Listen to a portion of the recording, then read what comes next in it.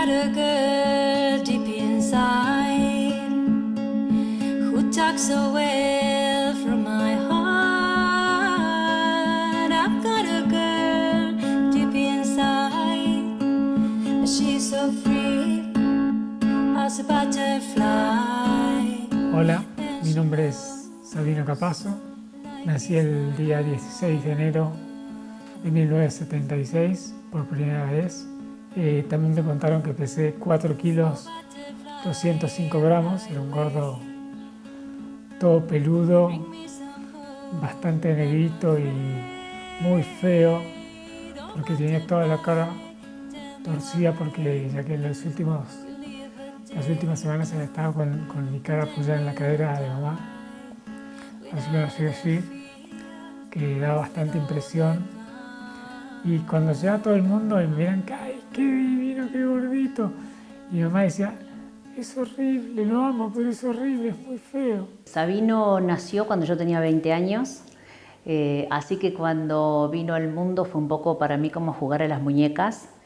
Fue un bebé muy fácil de criar, tuve un embarazo fantástico, un parto normal, y después fue un bebé muy sano, muy bueno.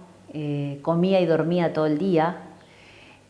Como nosotros éramos muy jóvenes y por ahí salíamos, por ejemplo los domingos nos encantaba dormir, y si yo le daba una mamadera a las 8 de la mañana y lo cambiaba, después él dormía con nosotros todo el día. Sabino fue un bebé, o es un niño que ha sido siempre muy especial para nosotros, para mí, porque fue mi primer sobrino, fue mi primer ahijado, y en la familia fue el primer varón, porque yo ya tenía 2 nenas.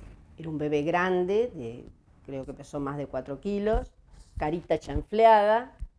Todos decían, mirá cómo tiene la cara. A mí me pareció divino igual, y me dio una ternura infinita, esas ganas de lo sentí un poquito mi hijo, aunque era de afuera, pero fue como un poquito mi hijo. Cuando lo trajeron un mediodía, me acuerdo como si fuera este momento, llegaron, yo lo conocía, Sabino. Era un bebé precioso, cosa que no es tanto ahora, pero fue precioso. Grande, robusto, con unos ojos grandes, una hermosa criatura.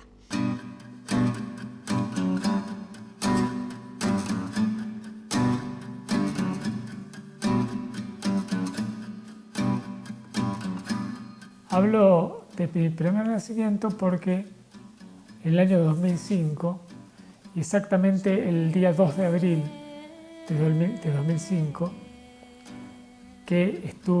donde estuve 32 días internado en la sala de terapia intensiva del Hospital Fernández, que en ese momento me pareció que fueron los peores 32 días de mi vida. Pero en ese momento fue así muy traumático. Hoy, que ya han pasado casi 10 años, no sé si fueron los peores 32 días de mi vida, porque he notado que cada situación difícil que he vivido es como que me he capitalizado, ¿no? Y he sabido aprender de cada una de estas situaciones difíciles y duras, y algunas muy duras y difíciles. Tuvo una enfermedad que se llama síndrome de Guillain-Barré, que es una enfermedad autoinmune, o sea que el organismo fabrica anticuerpos contra sus propios tejidos. En este caso, en esta enfermedad, se forman anticuerpos contra células de la médula espinal, lo que llevó a que en muy pocos días o semanas sufrieron una parálisis generalizada, bueno, que superó en una medida, digamos, bastante, pero que de todos modos le dejó secuelas, como actualmente vemos que tiene una cuadriplegia, es decir, una parálisis de los 4 miembros. Esos 32 días de esa sala de terapia intensiva conocí a 3 personas maravillosas que quiero saludar a la doctora Evangelina Favaloro del Hospital Fernández, que cada vez que ella entraba era como que salía el sol, era una luz verla a ella me da una tranquilidad absoluta. ¿Y por qué el 2 de abril de 2005? Porque ese día yo ya con tracotomía, con respirador artificial, en un momento, gracias a Dios, para mí o alguien supremo, con respirador y justo en el horario de visita, que estaba mi mujer, se da cuenta que yo no podía respirar. Yo en ese momento no podía mover nada, ni una sola parte del cuerpo, nada. Dedos, no podía hablar, la lengua, los ojos, los párpados, nada. Solo funcionaba el cerebro, el corazón y el M&M. Nada más. Y me daba cuenta de todo lo que pasaba. Los errores de los enfermeros, se equivocaban en la medicación, todo horrible. Miro por tele imágenes del Vaticano. 2 de abril, año 2005. Con respirador. Mi mujer se da cuenta que no podía respirar. Llama a la enfermera. Bien, la enfermera abre los ojos como 2 huevos fritos. Salen, llaman a los doctores, entran como 7 médicos a mi box, porque eran 12 box. Sacan a todos los familiares, justo horario de visita, sacan a todos y vienen. Ahí he hecho el neumotórax del pulmón izquierdo. Bueno, me abren, ponen un drenaje y ahí me estabilizo. Yo siempre consciente, ¿sí? A los 20 minutos, lo mismo. No podía respirar. Vuelve la enfermera, vuelven todos los médicos. ¿Qué pasó? Neumotórax pulmón derecho. Ahí el jefe de la terapia intensiva, el doctor Pikelny, la llama a mi mujer y le dice: señora, mire, llama a los familiares de Chascomús porque esta noche Sabino no la va a pasar. Mi mujer, que estuvo incondicionalmente al lado mío todo el tiempo, Maru, sale a llorar. Repito, 2 de abril año 2005, lo vi en televisión en vivo, imágenes del Vaticano, salía un humito negro por esa chimenea. Fue el día que murió el Papa Juan Pablo II. Entonces les pregunto a ustedes, ¿qué fue, la medicina o fue otra cosa?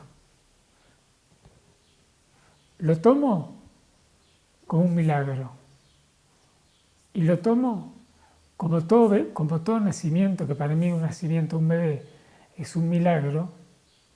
Tomo como que fue un milagro. Él tuvo esta patología que a lo mejor alguien la ha nombrado, o el mismo, que es el Guillain-Barré, que yo creo que eso es lo que le ha complicado en su momento su vida, y que las secuelas que tiene actualmente es por eso. Realmente él estuvo grave cuando tuvo esta patología, muy grave. Y la mayoría de las personas que yo conozco que la han padecido no sobreviven. Sin tener enfermedades previas como las que él tiene. Digamos, más a favor de él, que realmente ha sobrevivido, que el lugar tiene mucho que ver, el entorno, digamos, el lugar donde está internado, pero más allá de eso hay algo que ni los médicos podemos explicarnos, que hace que el paciente se vaya recuperando. La recuperación fue muy lenta, porque es muy lenta, pero a pesar de ser avasallante, él también sabe esperar algunas cosas, y creo que también es la clave por la cual pudo recuperarse. Pero sinceramente es una persona que ha pasado por muchos problemas médicos exclusivamente, y los ha sobrellevado con una soltura que a mí me sigue sorprendiendo, la verdad.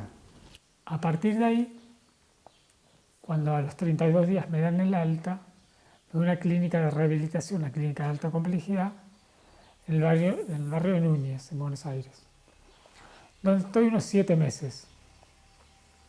Bueno, ahí conozco gente maravillosa. Me acuerdo perfecto el día que entré a Ulme, que fue como entrar al paraíso. Me acuerdo perfecto que me pasan de la camilla a la cama veo la enfermera en cámara lenta, así abriendo las sábanas y siento esa sábana blanca inmaculada caer sobre mí calentita, recién planchada.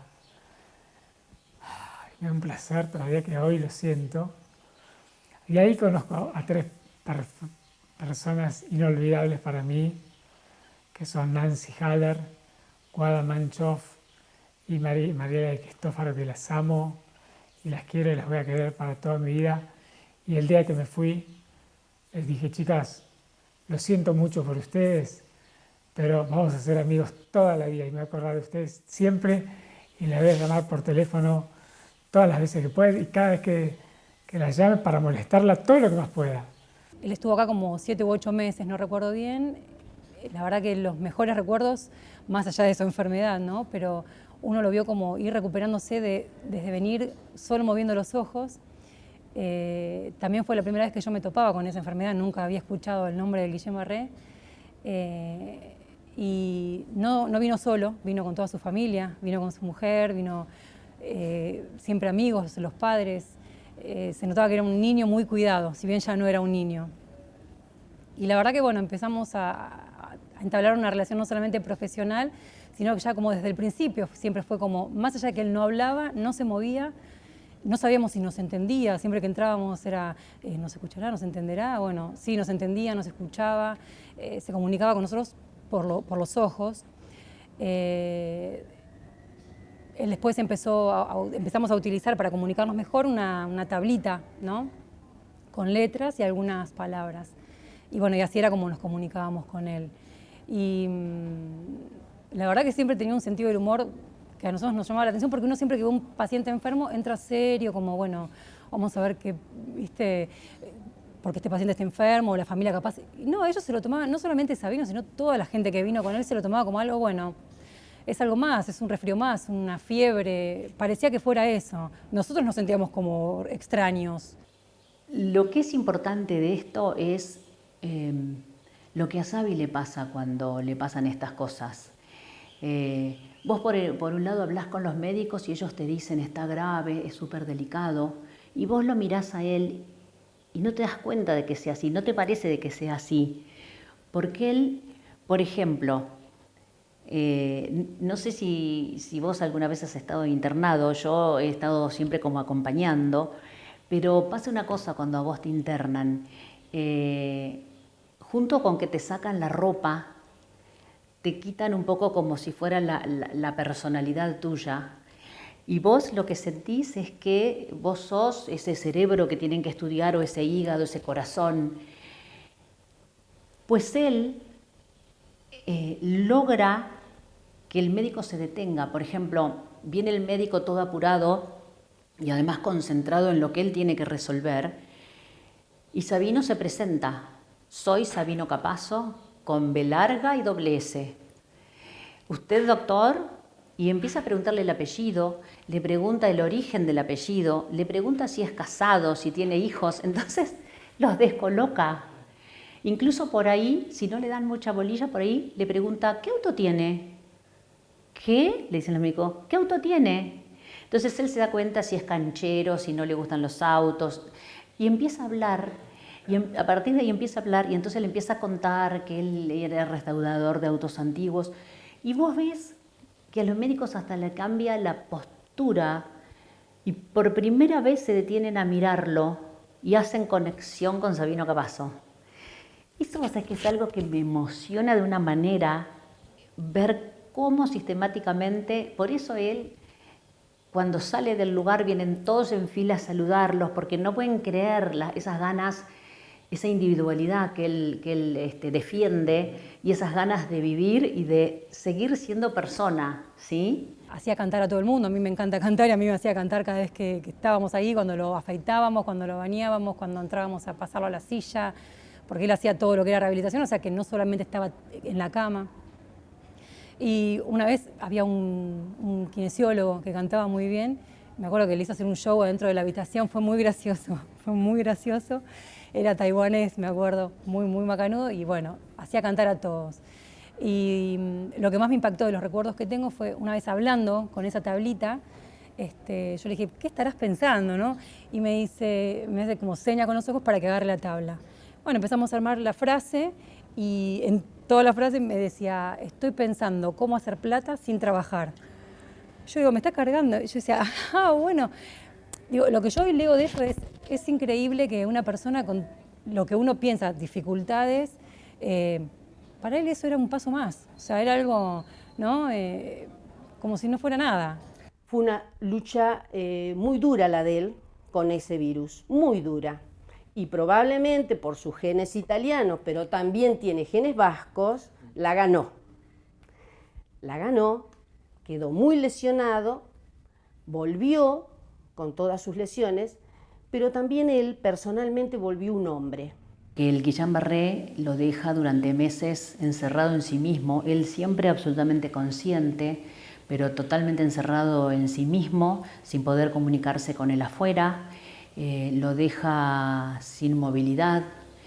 Y a partir, él si bien después tiene una mejoría, pero hay cosas que no recupera, y yo siento como que el Guillain-Barré le quita su trabajo, con el tiempo le quita a su mujer y todo lo que él tenía armado en la vida. No le quita la vida y hay otra cosa que no le quita, que es su espíritu. Creo que con todas estas cosas que le pasan, él es como que eso fortalece más ese espíritu que tiene y ese amor a la vida.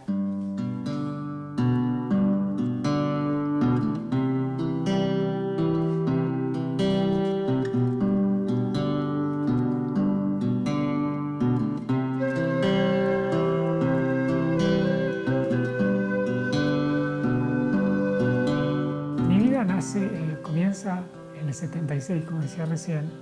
Un día llega mi papá de trabajar como todos los días y se pone a jugar conmigo. Y a mí me encantaban, siempre me gustaban después me doy cuenta ahora que ha pasado muchos años, me doy cuenta que desde que era un bebé me gustaban los deportes de riesgo. Entonces me encantaba jugar de helicóptero. Entonces él me tomaba de las manos y me hacía girar y por fuerza centrífuga yo pensaba que era un helicóptero. Y una tarde llegué a trabajar y bueno, esa noche terminé muy cansado el otro día, la otra mañana, yo con 7 meses, un bebito. Mamá me va a despertar y yo no me despertaba, tenía sueño, estaba cansado y nota que tenía como inflamados los hombros. Entonces me lleva al médico, al doctor Jorge Hortale. Entonces le dice, doctor, bien, hoy se despertó Sabino y no quería tomar la leche, no quería desayunar, no se quería despertar. Y veo que tiene los hombros muy hinchados, muy inflamados. Entonces el doctor le dice, mira Mara, no te asustes, pero me parece que puede llegar a ser leucemia. Y la verdad que no te asuste, que el nene puede tener leucemia, por supuesto que se asustó muchísimo. Pero espera, vamos a hacer una interconsulta al Hospital de Niños de La Plata, que yo conozco al director. Así que ahí partimos con el doctor Hortale, mamá y yo. Entonces yo ya estaba bien, se me había ido todo, la alegría, la sonrisa, la reía. Tomaba la leche, comía mucho. Llego a La Plata, el doctor me mira, el director del Hospital de Niños. Entonces me hace unos estudios y dice, no, leucemia no. Lo que tiene Sabino es una enfermedad que se llama hemofilia. Bueno, su enfermedad, la hemofilia, tuvo sus primeros síntomas cuando él tenía más o menos 9 meses. La hemofilia es una enfermedad genética, hereditaria, que faltan un factor de la coagulación de la sangre, cuyos síntomas es la producción de hemorragias, tanto hematomas como hemorragias externas ante traumatismos leves. Y bueno, en él los primeros síntomas fueron o mejor dicho, el primer síntoma fue un hematoma en la cara anterior del tórax, cuando tenía más o menos 9 meses, que bueno, estudiando el origen, que era raro al principio porque no había ningún antecedente así de ningún traumatismo importante, se llegó al diagnóstico de hemofilia. Cuando dijo hemofilia el médico, yo me acordaba que en una época le llamaban la enfermedad de los reyes, porque la mayoría de los reyes europeos tenían algún familiar hemofílico por los lazos de sangre, por no sé qué situación. Yo me quería morir, ahora no le dio demasiado. Después me averiguó el origen mío, yo soy de origen vasco. Bueno, averiguó si tenía la madre algún antecedente, si tenía esto, si tenía... Ya prácticamente me vine desconsolada, porque yo ya me di cuenta que la investigación venía por el lado de la hemofilia. Es una enfermedad de la sangre que no tiene cura, pero sí tiene tratamiento. Pero no ahora, cuando sea un poco más grande, cuando tenga 3 o 4 años, que sea la época de ir al jardín, ustedes van a tener que ir a la Academia Nacional de Medicina en Buenos Aires, que ahí funciona la Fundación de la Hemofilia en el primer subsuelo. Bueno, así que cuando yo tenía 3 o 4 años, allá fuimos mamá y yo a la Academia Nacional de Medicina, donde estaba el director, doctor Miguel Tesanos Pinto, y el vice, doctor Raúl Pérez Bianco, que hoy siguen en ejercicio, siguen siendo el director y el vice. Creo que el doctor Raúl Pérez Bianco ya no estaba, se retiró, pero sí el doctor Tesanos Pinto sí. Entonces, bueno, le dice, mire señora, esta enfermedad es una enfermedad que no tiene cura, es lo mismo que nos dijo el Hospital de La Plata. Pero, teniendo ciertas precauciones, puede llevar una vida bastante normal. Yo anoche pensando, me acordé cuando todo esto arrancó, cuando todo esto empezó, cuando a nosotros, a Nino y a mí nos dieron el diagnóstico de que tenía hemofilia B, y yo llegué a mi casa y le di un abrazo enorme, y por primera vez lo vi diferente, porque lo vi tan robusto por fuera y tan de cristal por adentro. Y te diría que en ese momento se despertó mi instinto maternal. Y es algo maravilloso cuando una mujer tiene un instinto maternal, porque es algo que nos inunda de amor y de un sentido de responsabilidad y de protección hacia esa persona que amamos. Llegamos a Chascomús, mamá hizo un bollo, lo tiró a la basura. Dijo, mi hijo va a tener una vida normal. Bueno, en ese momento ya Chascomús era un pueblo muy chico. En aquel momento creo que éramos 25.000 o 30.000 habitantes. Enseguida, bueno, hemofilia era algo súper raro. Inclusive hoy, el día de hoy, 24 de septiembre de 2014, personas con hemofilia B severa en Argentina somos menos de 280 personas.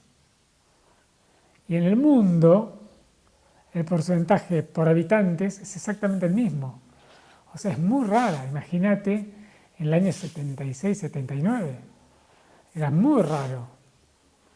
Y nadie sabía mucho, tampoco.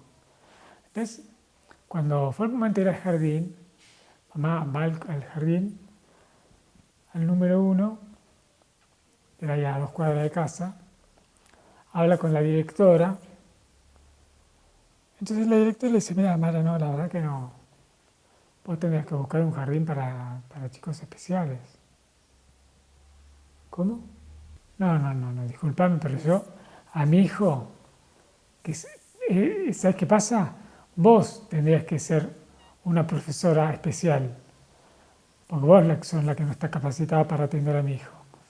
Así que, gracias a Dios, o no sé a quién, fue al colegio, al Jardín del Corazón de María, donde ella nos atendió la directora Susana, la señorita Susana para mí hoy en día, Susana Ferrante, que siempre nos cruzamos por la calle y le digo, señorita Susana, y nos reímos porque ya yo soy un señor grande y ella también. Y bueno, nada, tuve una infancia totalmente feliz. Estábamos todo el tiempo con los chicos juntos, todo el tiempo. Toda mi infancia es al lado de Sabino e Ignacio. Y bueno, nada, todos los veranos, Mara nos pasaba a buscar, nos íbamos los 5 a la pileta, que mamá no nos llevaba. Y bueno, nada, todos los recuerdos, vivíamos en la casa de Mara. Hoy me acordaba que todos los 5 de enero, despertarnos a las 6, 7 de la mañana y llamar por teléfono a ver qué había llegado allá, qué había llegado acá. Con Sabino fuimos juntos al jardín, teníamos un grupito de Pipa, Blas, Sabino y yo, andábamos para todos lados. Y bueno, y en primer grado, como te decía, nos separaron porque teníamos síntomas de mellizos. En el caso de Sabi, por ahí dependía un poquito de mí, o yo lo cuidaba, yo lo protegía, y bueno, consideraron que teníamos demasiado pegote y decidieron que yo fuera en primer grado a otra división. Bueno, en una oportunidad tenía un autito control remoto naftero, divino. Entonces él, por ejemplo, venía acá, lo ponía en la vereda y él se iba al bulevar. Y cuando pasaba alguna señora se lo largaba a la par y así. La gente no entendía nada, ¿viste? Porque aparte no era común verlo. Ellos se divertían allá enfrente y nadie entendía y lo seguía hasta la esquina con esa travesura. Sabino siempre pareció un chico más grande de su edad cronológica, porque desde el look me acuerdo que por ahí aparecía de anteojos negros, o se metía en las conversaciones, y se metía con fundamento en las conversaciones de los adultos. Y sí, es un tipo con mucha energía. Si bien me acuerdo que no era bueno para los deportes, cosa que quería decir, hermano, me tocó ser umpire en un partido que él jugó al tenis, en el country, que yo creo que lo sufrió, pobrecito. Yo deseaba que terminara porque le costaba pegar la pelota. Pero tenía una habilidad, una capacidad de observación terrible para todo lo que fuera fierros, manualidades. Y con autos de escala, y que yo hacía maravillas el tipo. Y copiaba, replicaba, fabricaba. Tiene una habilidad muy específica para eso.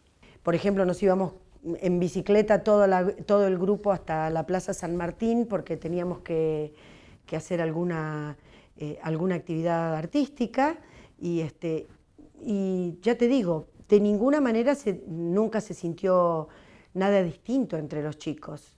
Sí, una vez recuerdo que al lugar donde ellos asistían, el centro donde los atendían en Buenos Aires, hicieron un concurso de manchas para los chicos, la Asociación de Hemofilia sería, no sé, para los chicos que trabajaban en arte, y ganaron los dos el primer premio, cada uno en su categoría.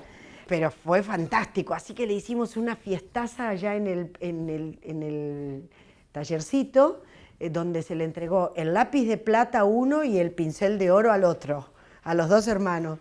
Por ahí lo que más me llamaba la atención cuando era chiquito era la ilusión que le ponía a todo. No sé si era madurez, era ganas, le ponía ganas a todo. Era hermoso, más allá de la enfermedad que tenía, corría de un lado para el otro. Yo creo que ahí tuvo muchísimo que ver Mara, que no lo tuvo en una cajita de cristal porque no se podían golpear, porque podían correr riesgos. Creo que nadaban, corrían, era un chiquito divino. Hice todo, anduve en bici, y en aquella época no existía el skate, pero sí existía la patineta. Un día me caí en la patineta, me quedé con un ojo así, porque la hemofilia es una enfermedad de la sangre que lo que tenemos las personas con hemofilia es que tenemos poca coagulación en la sangre. Entonces a cualquier hemorragia, por más mínima que sea, se nos produce una hemorragia hasta a veces espontánea. Entonces, darte un golpe en el ojo, a mí se me hizo un chichón enorme. Pero bueno, no fue una limitación para mí, porque hice mucha natación, corrí en bicicleta, me gustaban las bicicletas, el ciclismo, siempre un poco con la velocidad. Tell me why you feel afraid of me. En el año 1985, ¿sí? O sea, yo con 9 años, tercer grado de Escuela Corazón de María, porque para la hemofilia se usan unos concentrados de factor 9, en el caso de hemofilia B, que son concentrados, son hemoderivados, son derivados de la sangre. Cuando surge todo este tema del HIV, del SIDA, en el año 81, por allá, por esos años, que nace como la famosa peste rosa, que eran, en ese momento se decía que era enfermedad de los homosexuales, los drogadictos, y yo me acuerdo ver por televisión, decía una placa negra con un sello que decía primero los homosexuales, y un haz que cortaba y caía sangre, después los drogadictos, más sangre, más tarde los hemofílicos.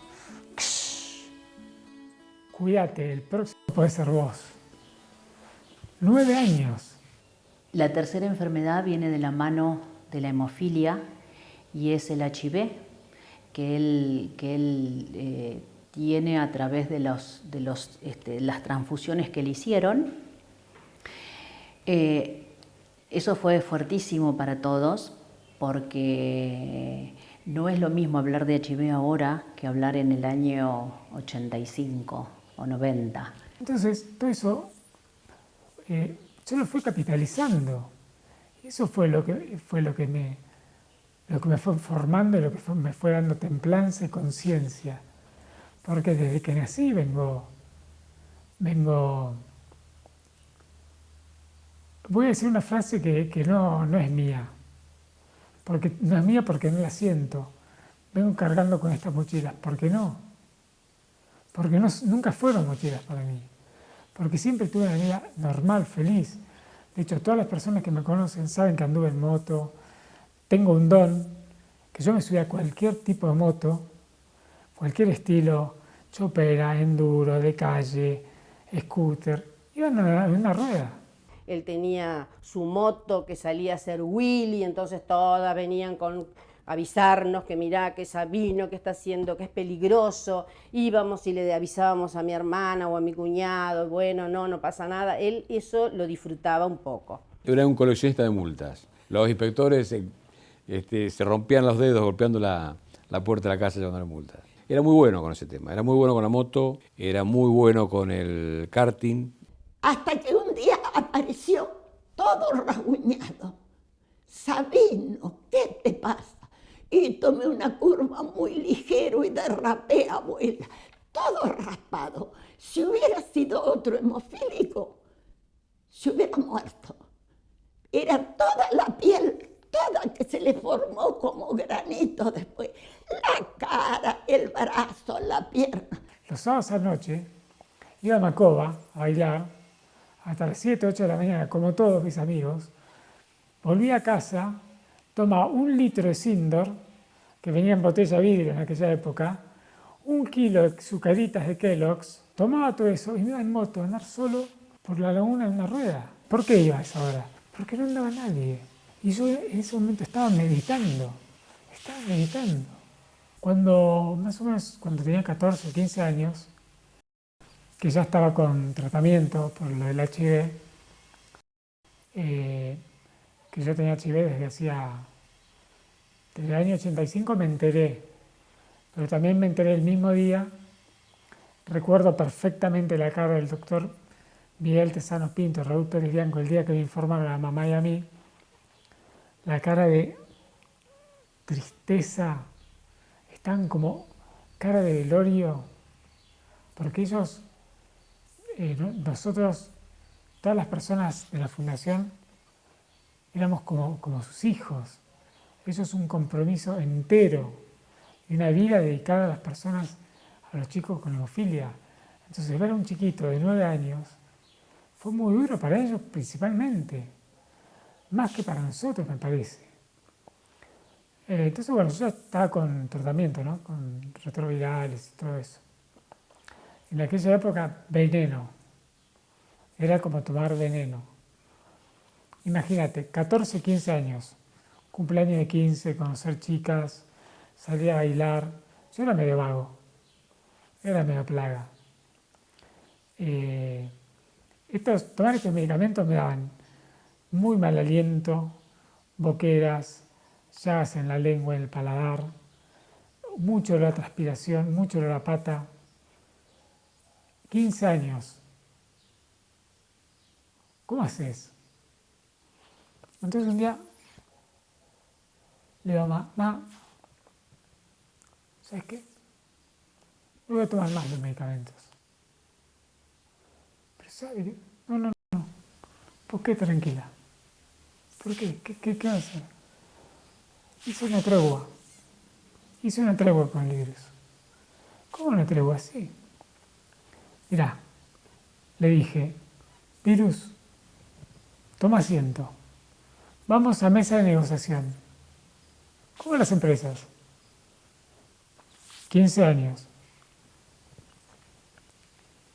Virus, acá se dice así. Donde se come no se caga.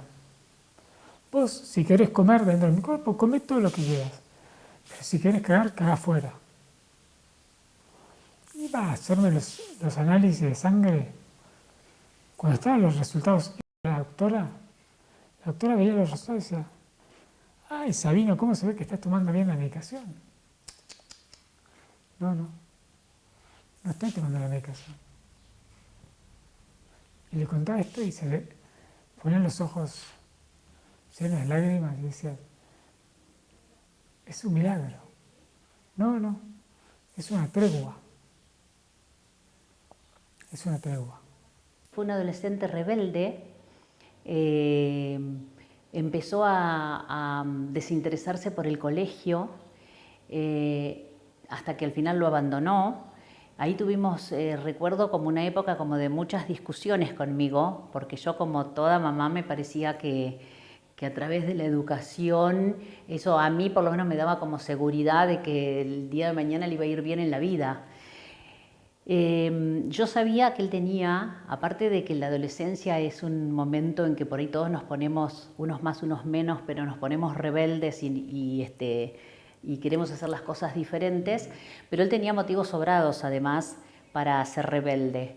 Se alejó de los médicos y se alejó de los tratamientos que tenía que hacer, y a pesar de que yo de vez en cuando lo combatía y teníamos grandes discusiones, él lo hizo a su manera. Siempre hizo todo a su manera. Sabino era, ¿cómo decirlo?, de una manera testimonial, el típico joven inquieto, por no decirlo de otra manera, que se hacía notar por sus actitudes, por sus pasadas en moto, por sus aventuras en el karting y por todo lo que fuera movilidad, todo lo que implicaba movilidad y implicaba aventura. Ahí estaba Sabino, y ahí lo conocí a él con el mismo espíritu que tiene hoy. Habiendo pasado más de 20 años de este conocimiento, yo puedo reconocer en el Sabino de hoy el mismo Sabino que conocí en aquella, a pesar de los contratiempos, a pesar de todos los sinsabores y los obstáculos que ha debido cruzar, el espíritu es el mismo. Después retomé porque me casé en el año 2004, en marzo de 2004.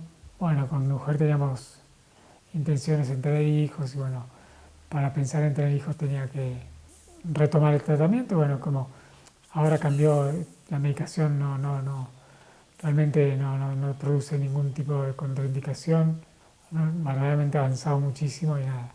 Hoy no te produce nada, ni mal aliento, ni transpiración, ni llagas. Y ahí fue donde surge lo del 2005, que fue por una deficiencia neurológica, quizás sí por bajas defensas. Fue eso, Guillain-Barré.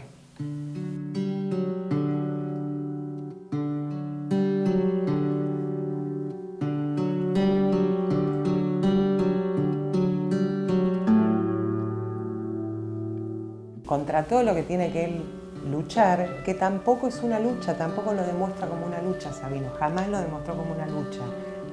Para Sabino todo parece fácil y todo parece que se puede lograr.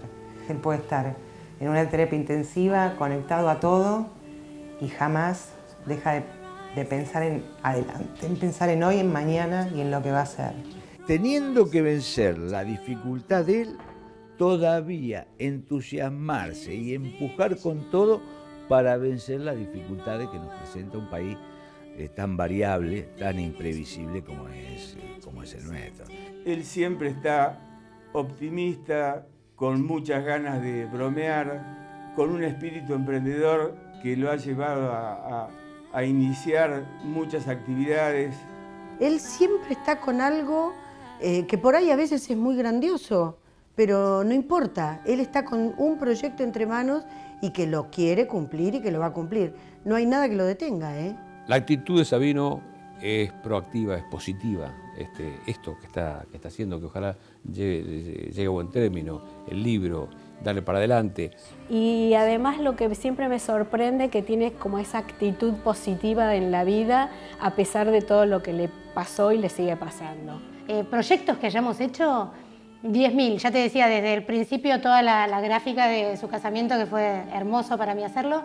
Chascomús Mucamas, Chef Gurú, un country que estaban manejando ellos, lo de restauración de muebles, le acabo de hacer la tarjeta. Permanentemente está haciendo cosas, permanentemente estoy acompañándolo en los proyectos.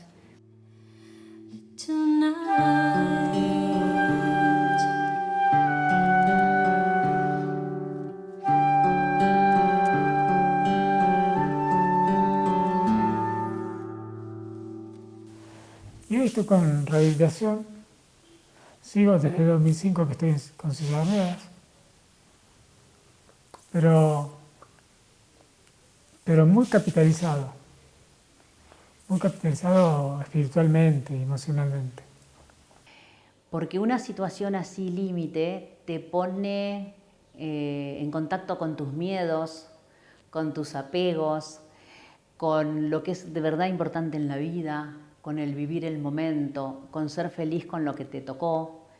Y es fácil decirlo, pero es lo maravilloso, ¿sí? Porque a partir de ahí yo siento que tengo una misión en la vida, que no es solamente cuidarlo a Sabi, porque en algunos aspectos él se cuida solo, sino ser feliz yo con esto, ¿no? Yo lo que me llama la atención es el amor por la vida que tiene Sabino, el empuje. Él ha transformado su dificultad en fuerza. Y eso no es fácil. Y su dificultad no es una dificultad menor. Es una cuestión complicada, que yo muchas veces me he preguntado para mí mismo, ¿yo sería capaz? Él nos está enseñando. Más de 4 de nosotros nos quedaríamos en nuestra casa encerrados llorando. Yo nunca lo he visto hacer un puchero a él. Y él siempre está para adelante, y de acá no sé cuántos años, y está bien que así sea. Tener la voluntad y además la valentía de decir yo soy y mirá lo que he hecho con mi vida, no sé si todos lo podemos hacer, no sé si todos lo podemos lograr. Y esto surge cuando estuve internado, esos 7 meses que estuve en esa clínica. Muchos enfermeros o camilleros o médicos también me decían, Sabino, tenés que contar esta historia, tenés que escribir. Y ahí me volví a sorprender porque realmente es un ser súper especial. Me encanta cómo es, tiene esa desfachatez del niño que no tiene vergüenza de pedirte cualquier cosa. y además me encanta que siempre tenga algún proyecto y que logre hacerlo, porque hay un montón de cosas que ni uno que a lo mejor tiene todas las herramientas lo puede hacer, no se anima, y él se anima a todo. Yo una vez le dije, vos no podrías haber tenido un resfrío, una gripe, no, tenía que ser un Guillain-Barré, o sea, no porque sos demasiado grande, una gripe iba a ser poco. Y realmente lo creo así. Así que me parece que sí, lo que él está haciendo es algo súper importante para él y para otras personas también. Y después un día cuando estuve medio dudando, fue a hablar con el padre Alejandro de la Catedral de Chascomús. Le digo, padre, tengo una pregunta. ¿Por qué te parece que yo quiero contar una historia basada en la historia de mi vida? ¿No te parece que esto es un acto de soberbia? Dice, no, Sabino, no te equivoques. Es un acto de mucha generosidad. Porque la soberbia es uno de los 7 pecados capitales. Y no quiero tener un pecado capital. Dice, no, es un acto de mucha generosidad. Entonces, bueno, eso me impulsó a contar esta historia. En realidad está buenísimo, porque si algo tiene él es unas ganas de vivir terribles, que a pesar de todas las inconvenientes que tuvo en su vida con las enfermedades, porque le tocaron 3 enfermedades nuevas, duras y muy complicadas, él a pesar de todo eso siempre demostró que tiene unas ganas de vivir terrible. Y tiene otras cosas que le dan un plus, que lo hacen ser Sabino. Tiene una sensibilidad muy especial por todas las cosas. Cuando uno le habla, uno se da cuenta en su cara que él siente las cosas que uno le dice, o cuando él habla de sus cosas, las siente, y tiene un sentido de la estética y del buen gusto, que eso también ayuda mucho, porque él cuando está incómodo y no le gusta algo, no lo hace, deja de hacerlo, no le gusta y trata de rodearse de lo lindo. Y me parece que eso lo ha ayudado a sobrellevar todo esto que ha sido muy duro durante más de 10 años, mucho más, desde que él es chico. Tengo momentos de mucha meditación, momentos de estar en silencio, muchas horas de silencio, pero siempre para adelante y siempre agradecido. Y digo que soy un promotor de abrazos. Me encanta abrazar. El abrazo transmite una energía tan positiva. Se puede, está en una situación que no muchos se lo bancarían y sigue metiéndole garra, ganas. Es más, me viene a visitar a veces y como no puede subir con la silla de ruedas, tengo que hacer un escaloncito más bajo, salgo yo y nos pasamos media hora hablando en la vereda. Y sabe, tengo que trabajar. Y bueno, espera un poquito, te vine a visitar. Y bueno, espera un poquito y charlamos y seguimos charlando. Siempre, cuando nos pasa algo, pensar en que la queja no nos ayuda en nada. El proyecto nos ayuda, estar vivo nos ayuda, y pensar la vida como la piensa Sabino creo que podría ser el mejor mensaje que podría dejar esto. Y la verdad que es un ejemplo de vida, porque la sucesión de cosas que le fueron pasando, si vos lo pones todo junto en una película, cuando salís del cine decís, linda la película, pero qué exagerada. No puede ser. Y contra todo eso, que se le van agregando nuevos capítulos, acaba de pasar uno, el más optimista de todos es él. Creo que él mismo una vez, o en yoga, no me acuerdo, pero alguien dijo que los hijos eligen a los padres. Y entonces, en realidad, lo que le querría decir a Sabino es que si es así, que yo le digo gracias, porque yo soy una persona totalmente diferente a la que hubiera sido gracias a pasar estas situaciones que hacen que uno madure y busque lo que es, sienta lo que es importante en la vida, dejando de lado un montón de cosas sin importancia, ¿no? Y otra cosa que me hace muy bien es una palabra que es muy simple, pero realmente alimenta el alma. Y los invito a todos que la usen a diario con todo. La palabra gracias. Y te lo digo a vos, gracias, a vos también, gracias. El que esté mirando ahora, gracias. Caminar quiero buscar un lugar donde quedar y saber que encontrarás todo lo que necesitas, nada más para estar,